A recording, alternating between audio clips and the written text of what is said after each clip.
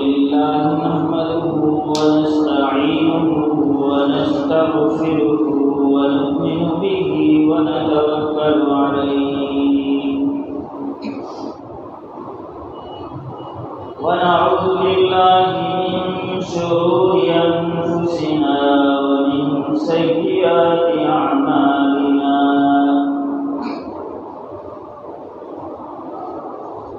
ونعوذ بالله من شرور أنفسنا ومن سيئات أعمالنا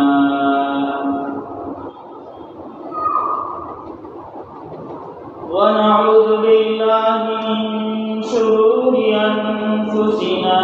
ومن سيئات أعمالنا من يهده الله فلا مضل له ومن يضلله فلا هادي له ونشهد أن لا إله إلا الله ونشهد أن سيدنا ومولانا محمدا عبده ورسوله صلى الله تعالى عليه وعلى آله وأصحابه أجمعين أما بعد فأعوذ بالله من الشيطان الرجيم بسم الله الرحمن الرحيم يا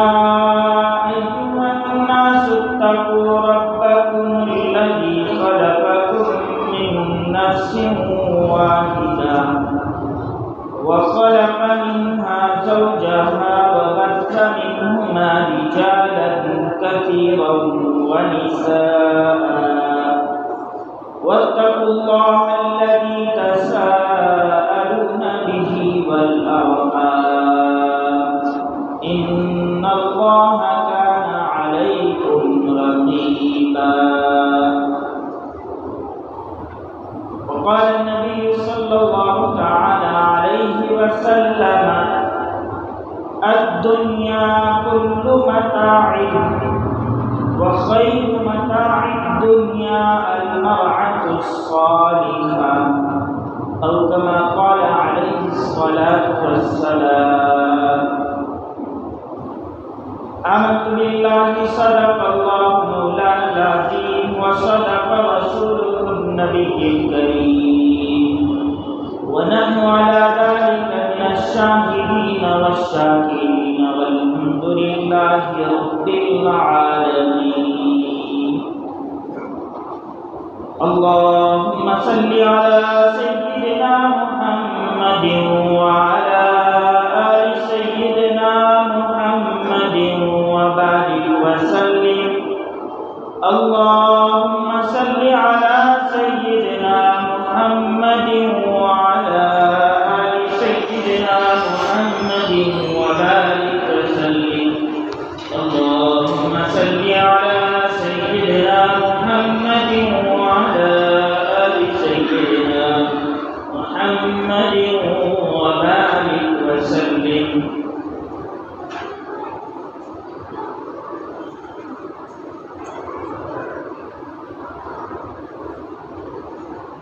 Wahai kami mentai karuan datang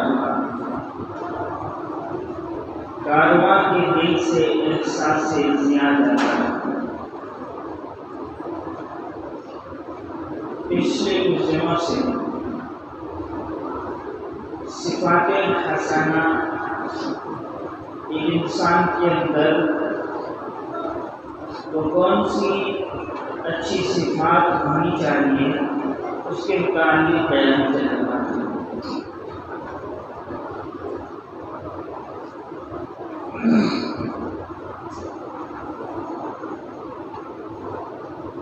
अकाबिर उलमा की तरफ से जिम्मेदारी दी गई कि इस वक्त शहर में शादियों का सीजन चल रहा है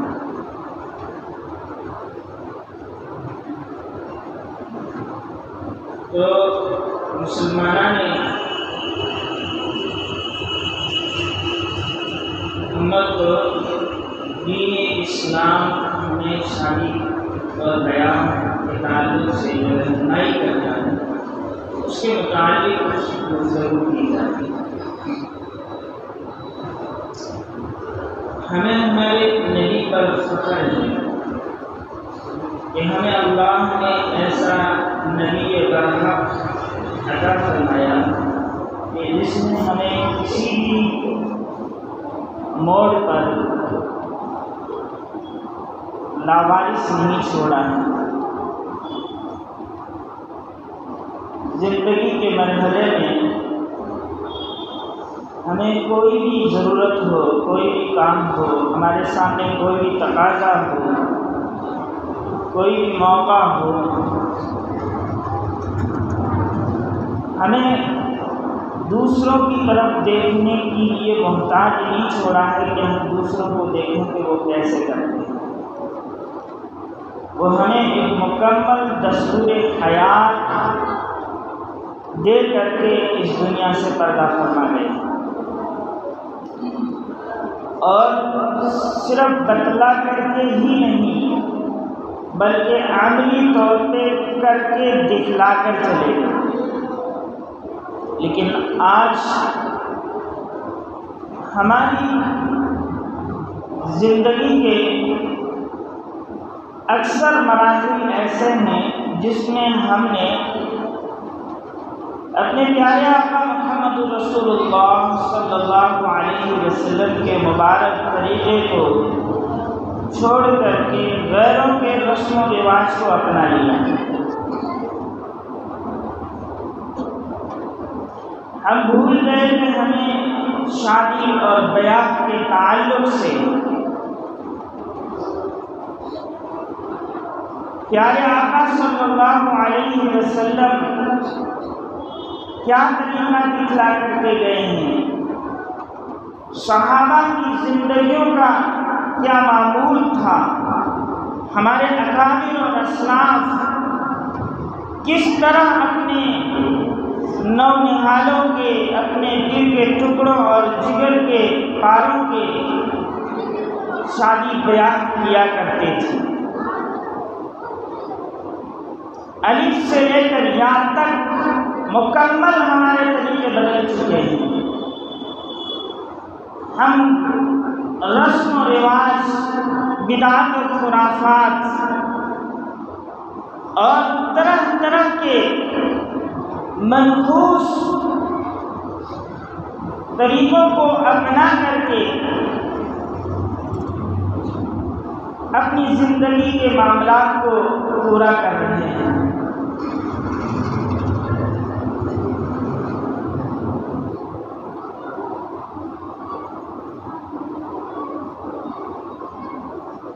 اس وقت دیکھنے میں ایسا محسوس ہوتا ہے کہ مسلمان شادی نہیں بلکہ ایک کاروبار کر رہے ہیں۔ منگنی سے لے کر کے دلہے اور دلہن کی خلوتگاہ تک پہنچنے تک اور پھر صبح باہر نکلنے تک ہر موڑ پر بولی لگ رہی ہے۔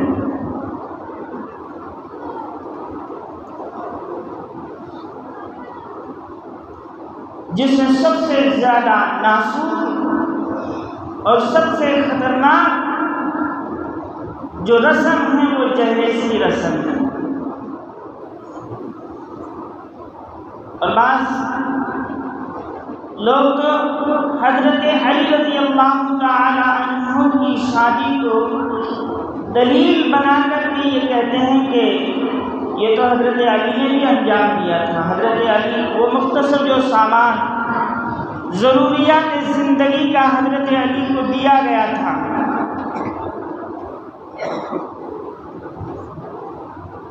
حالانکہ وہ حضرت علی کا خود کا تھا۔ اللہ کے رسول کے پاس جب حضرت علی کا رشتہ آیا تو حضرت علی سے اللہ کے رسول نے پوچھا کہ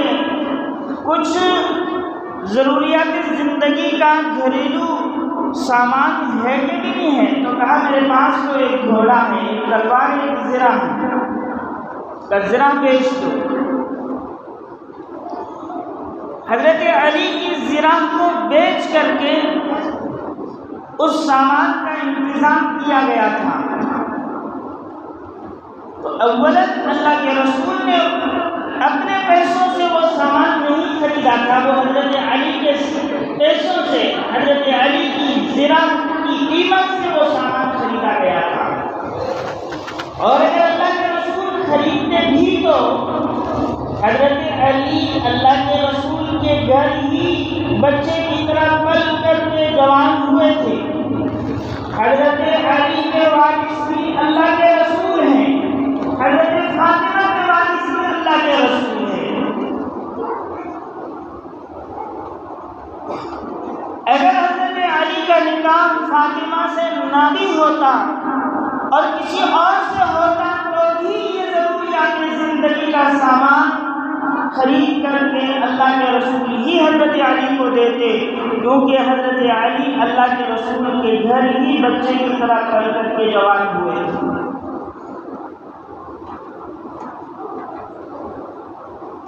تو ہماری آج کل کی شادی بیاہ میں عجیب و غریب رسم و رواج پیدا ہو گئے ہیں اور عجیب و غریب ڈھنگ سے لوٹ مار مچائی جاتی ہے، جس کی وجہ سے ایک بچے کا باپ، کیونکہ ہم نے ماحول ایسا بنا دیا، معاشرہ ایسا بنا دیا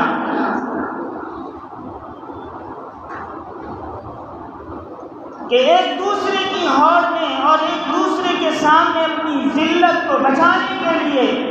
مجبوراً لوگوں کو کرنا پڑ رہا ہے۔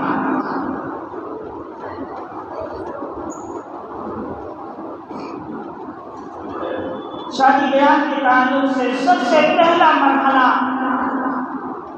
رشتے کے انتخاب کا آتا ہے۔ ایسے ایسے واقعات سننے کو ملتے ہیں، لڑکی والے لڑکی والوں کے وہاں پیغام بھیجتے ہیں کہ ہم لڑکی دیکھنے کے لیے آتے ہیں، اتنے لوگ آئیں گے، اس طرح کا ہمارا انتظام ہونا چاہیے۔ لڑکی کا باپ اپنی حیثیت نہ ہونے کے باوجود مہمانوں کی حیثیت کے مطابق ان کے لیے دعوت کا انتظام کرتا ہے۔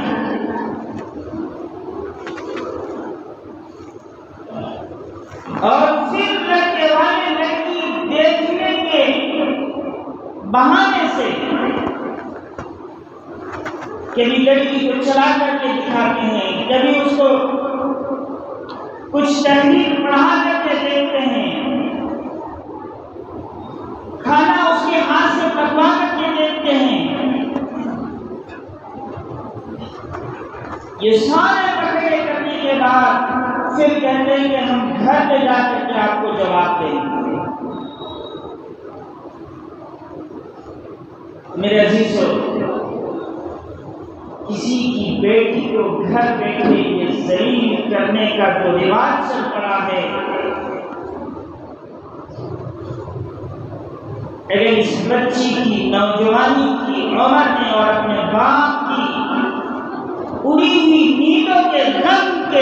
میں اگر دل سے آہ نکال دی تو تم کہیں کے بھی نہیں رہو گے۔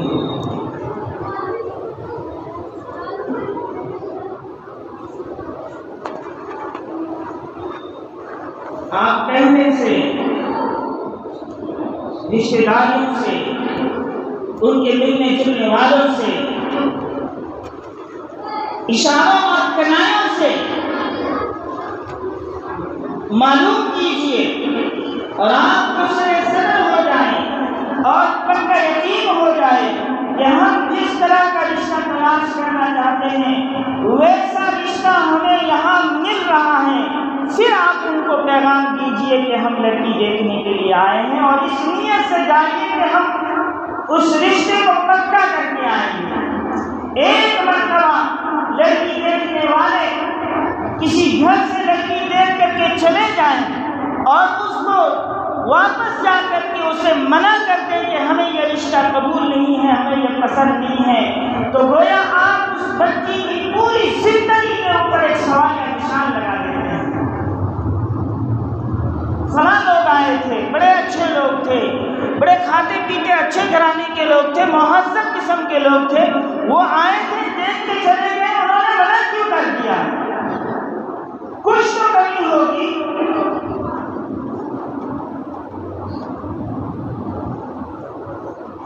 رشتے کے انتخاب کے اندر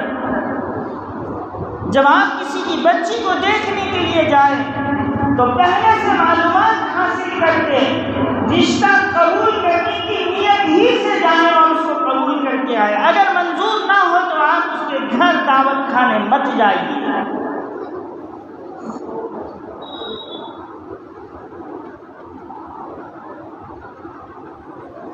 دیکھو صحابہ کی زندگیوں کو،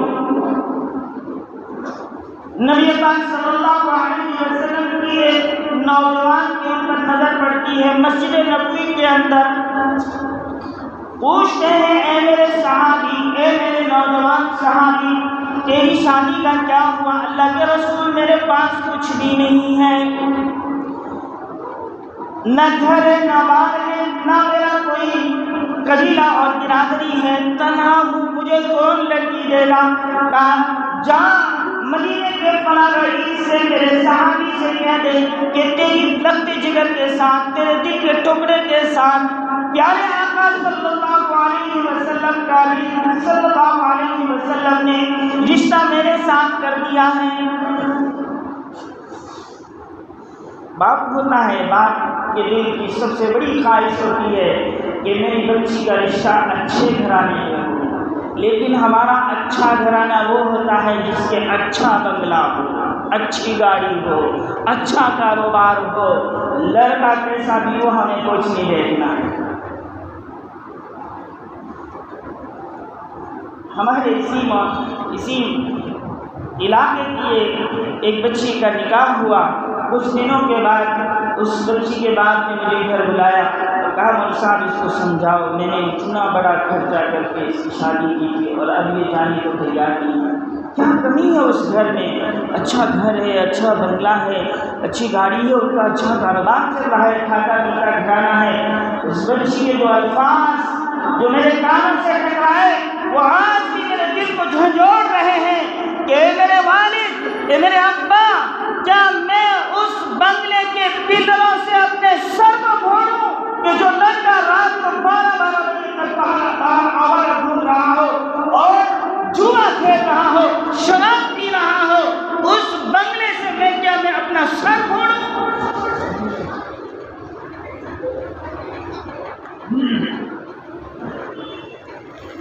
ہر باپ کی فکر ہوتی ہے۔ باپ نے دیکھا کہ لڑکا کالا کلوٹا ہے، ہونٹ موٹے موٹے ہیں، بال گھنگرالو ہیں، شکل و صورت کا اچھا نظر نہیں آ رہا ہے۔ باپ نے انکار نہیں کیا، خاموش ہو گیا، ایک فکر اور ٹینشن میں پڑ گئے کہ میں کیا جواب دوں۔ اندر سے بچی نے آواز دی کہ والد محترم، آنے والے کو مت دیکھو، آنے والا چاہے کیسا بھی ہو لیکن بھیجنے والا 24 رات کا چاند ہے، آپ اس سے قبول کر لیجیے۔ واپس وہ صحابی اللہ کے رسول کی خدمت میں پہنچے کہ اللہ کے رسول رشتہ منظور ہو گیا۔ کہا میرے صحابی، اس وقت تیری مدد کرنے کے لیے میرے پاس کچھ نہیں ہے، فلاں یہودی کے پاس جا کر کے میری ضمانت پر 300 درہم لے لے اور تیرے گھریلو زندگی کا سامان خرید لے۔ یہ نہیں کہا جا بڑا رئیس ہے، کیا کمی ہے اس کے گھر میں، اس کو لا کر کے کہے کہ میرا ایسا مکان ہونا چاہیے، ایسا بیڈ ہونا چاہیے، یہ سامان کی لسٹ ہونی چاہیے اور یہ سامان مہیا کرا۔ جیسے آج کل انٹرنیشنل فقیر کہتے ہیں ہمیں کیا ضرورت ہے، آپ اپنی ہی بیٹی کو تو دے رہے ہیں، ہم تھوڑی استعمال کریں گے۔ اور بے غیرت وہ نوجوان جو اپنے آپ کو کہتا ہے کہ میرے پاس فلاں ڈگریاں ہیں اور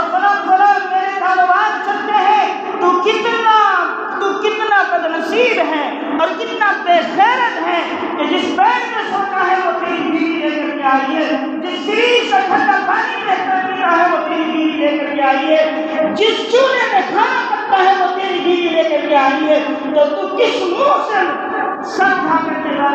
اگر کہ بازار کے اندر چلتا ہے، محلے کے اندر چلتا ہے، لوگوں کے بیچ میں بیٹھتا ہے؟ ہونا تو یہ چاہیے تھا کہ یہ سارا گھر کا نظام تو یہ کہتا کہ اللہ نے مجھے قوت باسط دی ہے، مجھے اللہ نے اچھی تعلیم دی ہے، اچھا کاروبار دیا ہے، اچھا گھرانہ مجھے دیا ہے، میں سب کچھ انتظام کر سکتا ہوں، میں بیوی کے ٹکڑوں پر پلنے والا نہیں ہوں، میں خود اپنی بیوی کو اپنی بیوی اور اپنی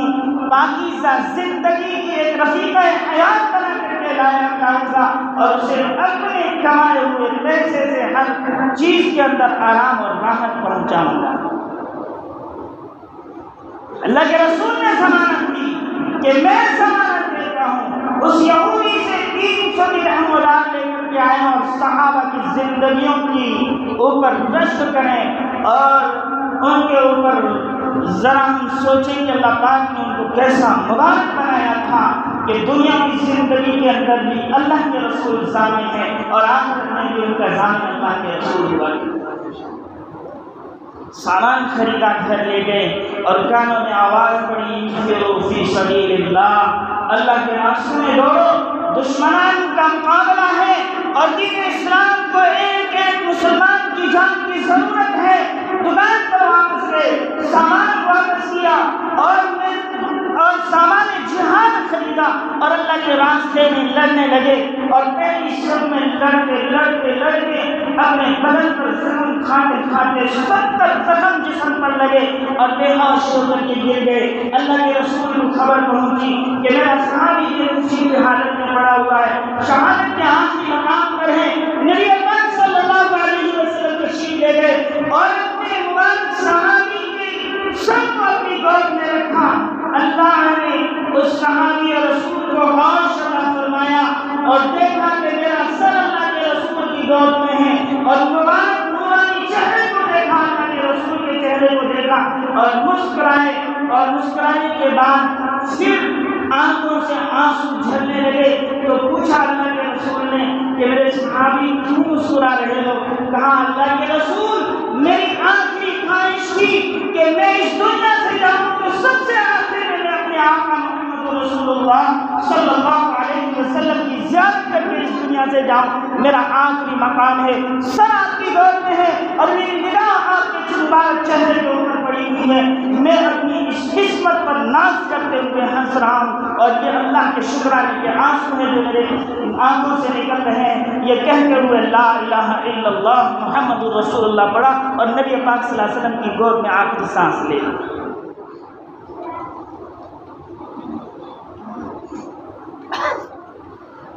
اللہ کے رسول نے فرمایا تنكح المرأة لأربع لمالها ولحسبها ولجمالها ولدينها فاظفر بذات الدين تربت يداك۔ اگر کسی عورت سے نکاح کیا جاتا ہے تو 4 چیزیں دیکھی جاتی ہیں، حسب نسب دیکھا جاتا ہے، مال دولت دیکھا جاتا ہے، حسن و جمال دیکھا جاتا ہے، دینداری دیکھی جاتی ہے۔ تم دینداری کو کرتی تو کامیاب ہو جاؤ۔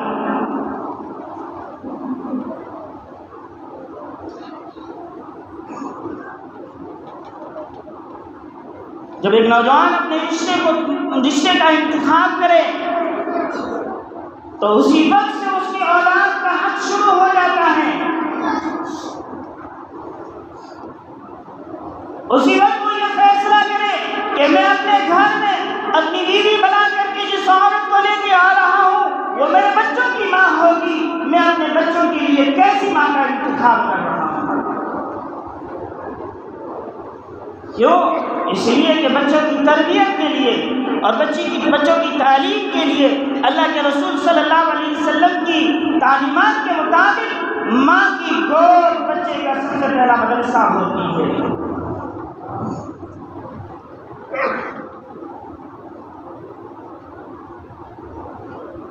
اس لیے سب سے پہلا حق اپنی اولاد کا یہ ہوتا ہے کہ اپنی ہونے والی اولاد کے لیے ایک نوجوان اس اپنی اولاد کے لیے ماں کا انتخاب کرتا ہے تو اس انتخاب کے اندر ہماری نظر اس کے جمال پر نہ ہو، اس کی حسن اور خوبصورتی پر نہ ہو، اس کی نزاکت پر نہ ہو، اس کے خاندان پر نہ ہو، بلکہ اس کی نظر اس کی دینداری کے اوپر ہو۔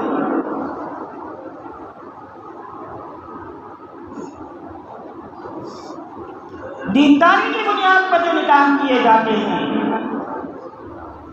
پچھلے جمعے ہی میں نے جو اس سے پہلے والے جمعے میں بیان کیا تھا کہ نعمت کی زینت شکر ادا کرنے پر ہے، یاد ہے؟ نعمت کی زینت شکر ادا کرنا ہے۔ اور اسی کے ذیل میں ایک واقعہ آپ کو بتلایا تھا کہ حضرت عمر رضی اللہ تعالی عنہ رات کے اندھیرے میں مدینہ کی گلیوں میں چکر لگا رہے تھے کہ دیکھیں کوئی ضرورت مند تو نہیں ہے، کوئی حاجت مند تو نہیں ہے، کوئی پریشان تو نہیں ہے، کوئی ضرورت مند ہو تو اس کی ضرورت کو پورا کیا جائے، کوئی حاجت مند ہو تو اس کی حاجت پوری کی جائے، کوئی پریشان ہو تو اس کی پریشانیوں کو دور کیا جائے۔ اسی گشت کے دوران حضرت عمر رضی اللہ تعالی عنہ کے کانوں کے اندر ایک گھر سے آواز پڑی کہ ماں اپنی بیٹی سے پوچھ رہی ہے کہ بیٹا بکری کا دودھ نکال لیا؟ ہاں ماں نکال لیا۔ کتنا ہے؟ اماں جتنا ہم بیچنے والوں کو دیتے ہیں اس سے کم ہے، بلدی والے جو آئیں گے اس کو جتنا ہم دیتے ہیں اتنا پورا دودھ نہیں ہے، بیٹا اس میں پانی ڈال دے کیونکہ ہمیں تو پورا دینا ہے۔ ہاں مدان امیر المومنین نے پانی ڈالنے سے منع کیا ہے۔ بیٹا اس وقت امیر المومنین اپنے گھر میں سو رہے ہیں، یہاں کہاں دیکھ رہے ہیں؟ کہا اماں امیر المومنین تو نہیں دیکھ رہے، لیکن امیر المومنین کا امیر اللہ تو دیکھ رہا ہے۔ حضرت عمر نے اس گھر پر نشان لگایا اور صبح دونوں ماں بیٹی کو بلایا اور بلانے کے بعد معلوم کیا کہ کیا یہ بچی شادی شدہ ہے؟ پتہ چلا کہ اس کی شادی نہیں ہوئی ہے۔ حضرت امیر المومنین نے اس بڑھیا کے سامنے اپنے بیٹے کا رشتہ رکھ دیا کہ میں اپنے بیٹے کی اس کو بہو بنانا چاہتا ہوں، میرا رشتہ قبول کرے۔ کون ہے؟ 22 لاکھ مربع میل کا بادشاہ، اور کس کی بچی سے رشتہ مانگ رہے ہیں؟ اس بیوہ اور غریب بچی کا رشتہ مانگ رہے ہیں جو اپنی بکری کے دودھ کے اوپر اپنا گزارا کر رہی ہے۔ کس بنیاد پر؟ اس بچی کی امانت داری کی بنیاد پر، اس بچی کے تقوی کی بنیاد پر، اس بچی کے اللہ کے خوف کی بنیاد پر رشتہ دیا جا رہا ہے۔ اور اسی رشتے کے بعد جو اولاد کا سلسلہ چلتا ہے تو بہت دور نہیں اسی بچی کا نواسا عمر بن عبدالعزیز بنتا ہے، جو اس زمین پر ایسی حکومت کو قائم کرتا ہے کہ ایک ہی منیر پر بھیڑیاں اور بکری پانی پی رہے ہیں اور ایک ہی چارگاہ کے اندر اپنی پیٹ کی بھوک کو مٹا رہے ہیں۔ جب رشتہ دینداری کی بنیاد پر ہوتا ہے تو اللہ ان کے رشتوں میں اللہ کے ولی پیدا کی فرمایا کرتے ہیں۔ اس لیے اس وقت شادی بیاہ کا ایک عام ماحول چل رہا ہے۔ میرے عزیزوں، بہت نہ کہتے ہوئے وقت مختصر کو اپنے طرف سامنے رکھتے ہوئے ایک بات کہتا ہوں جو سب سے زیادہ برائی کا سبب بنی ہوئی ہے، وہ یہ کہ ہمارے معاشرے میں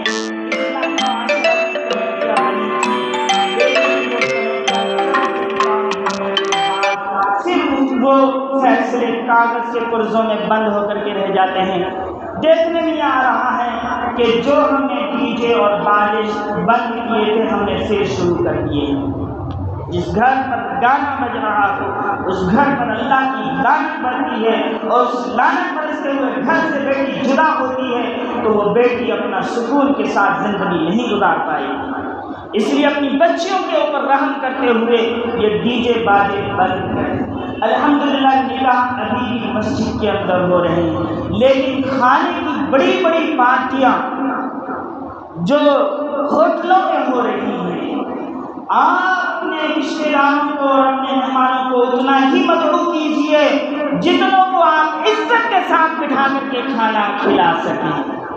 اور وہ مہمان بھی بڑے غیرت ہیں جو اپنے میزبان کے وہاں جاتے ہیں اور فقیروں کی طرح قبلہ پکڑ کر کے لائن میں کھڑے ہوتے ہیں اور جانوں کی طرح کھڑے کھڑے کھا کر کے، پلیٹ کے آدھے کھانے کو کچرے میں ڈال کر کے، بغیر میزبان کی زیارت کیے ہوئے، میزبانوں کو تو فوٹو کھینچوانے سے فرصت نہیں ہے، جہاں پوچھنا ہو، جہاں عزت نہ ہو، جہاں احترام نہ ہو، آپ وہاں جا کر کے ایک فقیروں کی طرح، ایک گدھے کی طرح پیٹ بھر کر کے اپنے آپ کو یوں سمجھے کہ میں دعوت میں شامل ہو کر کے آ گیا، تو اس سے بے غیرتی کی کوئی بات نہیں ہے۔ آپ اتنے ہی مہمانوں کو مطلوب کیجیے جتنوں کو آپ عزت کے ساتھ کھلا سکتے ہو۔ میرے عزیزوں، جاؤ دیکھو روڈوں کے اوپر، فٹ پاتھوں کے اوپر کتنے ایسے ہیں، آپ دور نہ جائیے، آپ فلسطین کو دیکھیے، فلسطین کے مسلمان اپنے خون سے اپنی پیاس کو بجھا رہے ہیں، اور ہمارے یہاں